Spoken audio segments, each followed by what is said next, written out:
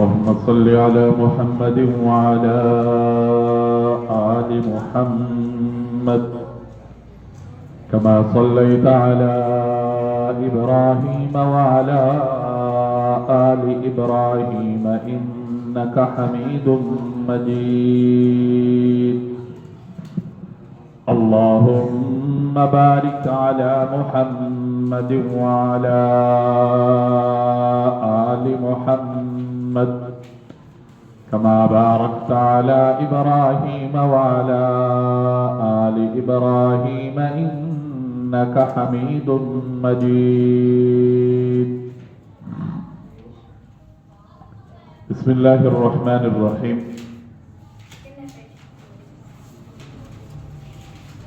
کل حضرت کعب بن عجرہ رضی اللہ تعالیٰ عنہ کی جو حدیث ہے اس حدیث کے راوی ہیں اس کی عربی عبارت ہو گئی تھی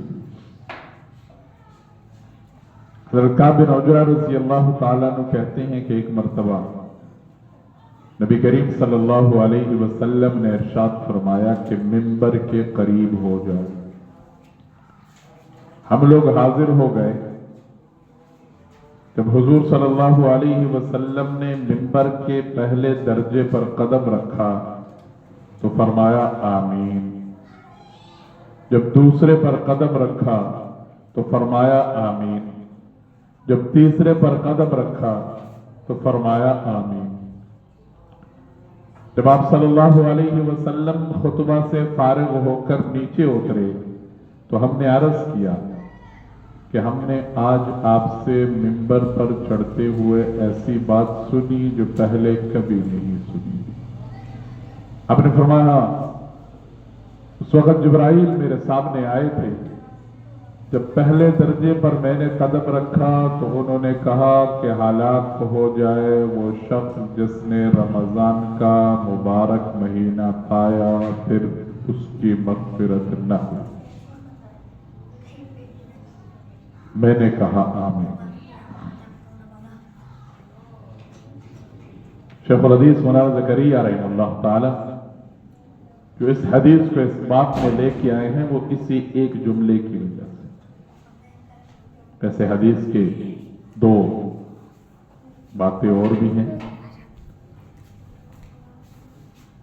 حضور صلی اللہ علیہ وسلم جو اس امت کے لیے شفیق رحیم مہربان رؤوف نبی ہے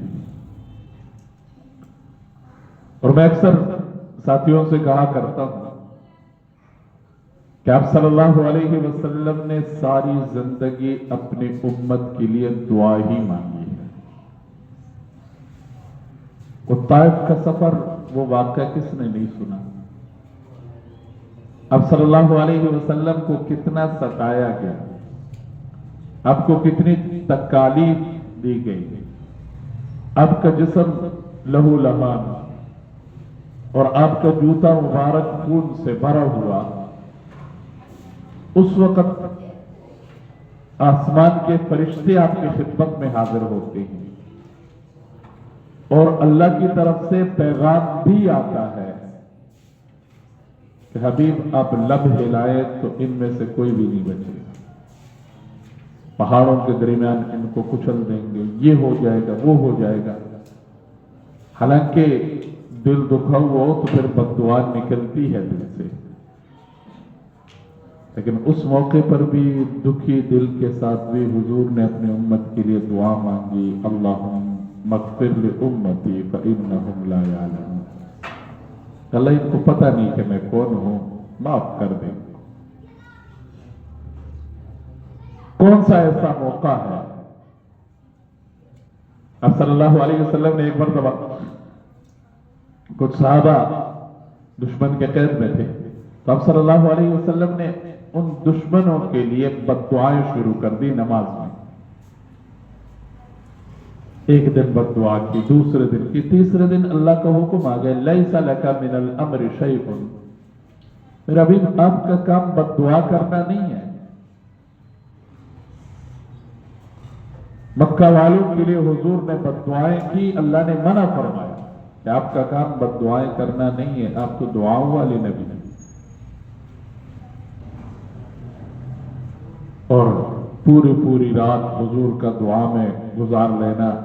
پورے سجدے حضور کے دعا میں گزار لینا، یہ تو عام سی بات اور عام امت، لیکن آپ خود اندازہ لگائیں اس بندے کی بدبختی کا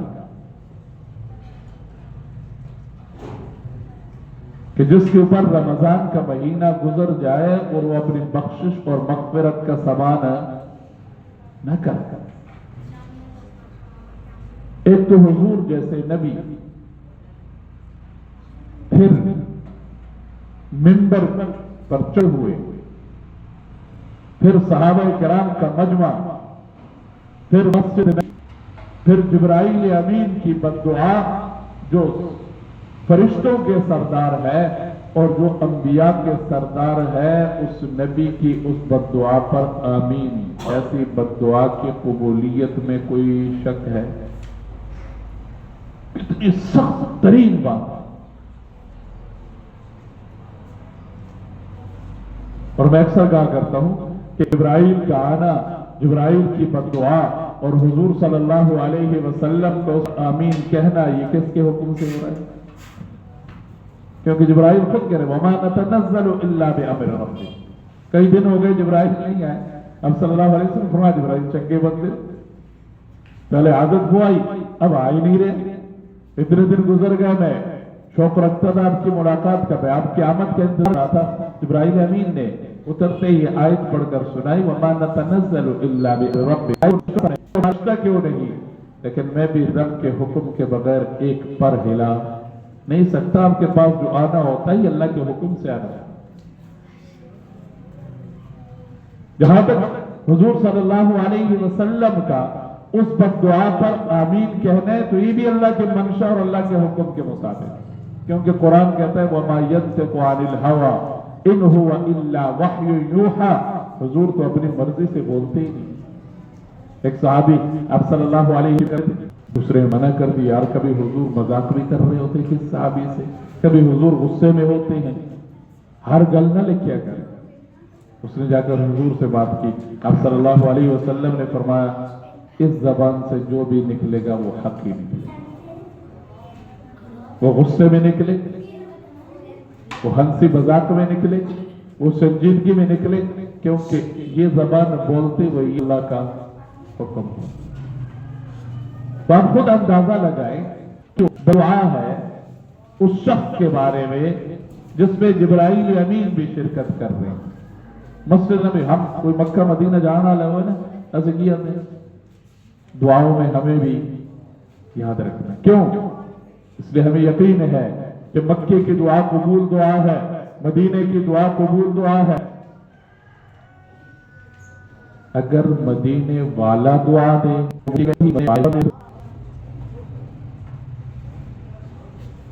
تو بات ذرا سمجھنے کی ہے۔ حضور صلی اللہ علیہ وسلم نے صحابہ کرام کے اس سوال پر کہ رسول اللہ پہلی دفعہ ہم نے آمین آمین آمین کو سنا، آپ صلی اللہ علیہ وسلم نے فرمایا جبرائیل امین جب آئے تو انہوں نے کہا ہلاک ہو جائے وہ شخص، تو دعا ہے کہ نہیں؟ اب اس بندے کی ہلاکت میں کوئی شک ہے؟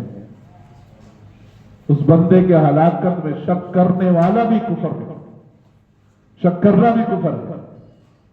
کیونکہ ہلاکت کی بد دعا جبرائیل امین کر رہے ہیں اور اس کے ہلاکت اور اس بد دعا پر آمین اب صلی اللہ علیہ وسلم کے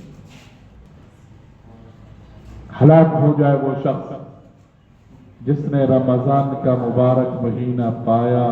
پھر بھی اس کی مغفرت نہ ہوئی۔ تو اس کا مطلب ہے صرف مہینہ پانے سے مغفرت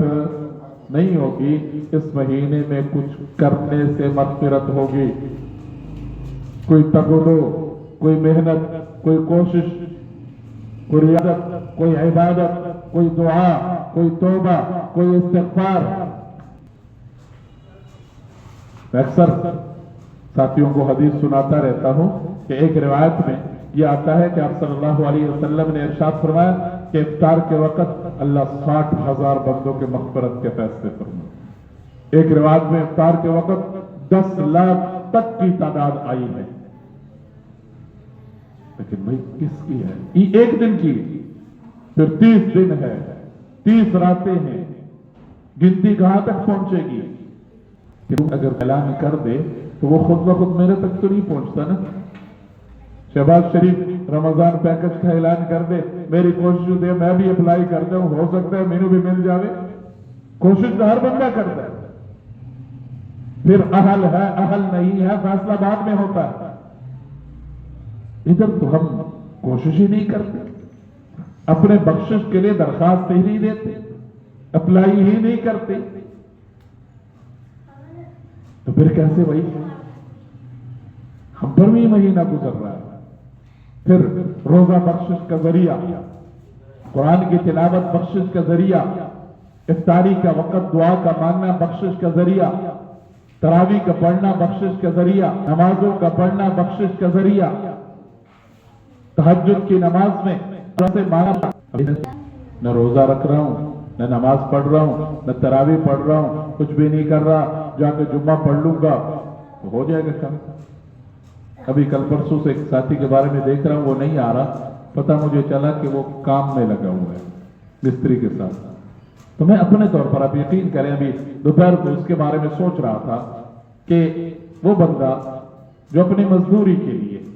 اپنی کمائی کے لیے نماز چھوڑ رہا ہے، ایک فرض، روزہ چھوڑ رہا ہے دوسرا، لیکن اس کی کمائی میں برکت ہوگی۔ یہ تو ایسے ہی ہے جیسے اچھی گاڑی میرے پاس ہے لیکن اس میں پیٹرول نہیں ہے تو گاڑی تو چلے گی نہیں۔ انسان صحیح، اس کا سر دھڑ اور پورا وجود موجود ہے لیکن اس پہ روح نہیں ہے تو وہ کسی کام کا۔ ٹھیک ہے، میں صبح سے لے کر شام تک مزدوری کر لوں گا، اپنا پسینہ بہا لوں گا، لیکن میری مزدوری میں نماز ایسا فرض نہیں ہے، میری مزدوری میں روزہ نہیں، نماز نہیں، تو میری اس مزدوری میں برکت کہاں سے؟ پھر میں روز پر پھر دکڑے سناؤں۔ تو آپ صلی اللہ علیہ وسلم کے اس دعا سے ہم نے نکلنا ہے، اپنے لیے بخشش مانگنی ہے، معافی مانگنی ہے، اور جو کوئی اس سے معافی مانگتا ہے تو وہ معاف کر بھی لیتا ہے۔ اس کا عام انہو کان للساتھ آہذاری کرنے والے، رب کے ساتھ تعلق جوڑنے والے کے لیے بہت زیادہ معافی کا اعلان کرنے والے۔ معافی مانگنا تو دور کی بات، آپ نے واقعہ سنا ہوگا، آپ صلی اللہ علیہ وسلم نے پچھلی امتوں میں سے کسی ایک بندے کا واقعہ سنا ہے، صحابہ کرام۔ حالانکہ دیکھنا چاہیے کہ اس امت کے ساتھ اللہ کا معاملہ ہے وہ اور ہے، پچھلے امتوں کے ساتھ جو معاملہ تھا وہ اور تھا، نہیں ہے۔ ساڈی مثال تو وہ لاڈلے کی ہے، لوڈے نہیں ہوں گے، لوڈے سارے نخرے ان کے برداشت کرو، ساری باتیں ان کے سنو، سارے کام ان کے کرو، وہ بے جا ضد کرے ان کے ضد کو بھی پورا۔ آپ صلی اللہ علیہ وسلم نے ارشاد فرمایا، پچھلی امتوں میں سے ایک بندہ تھا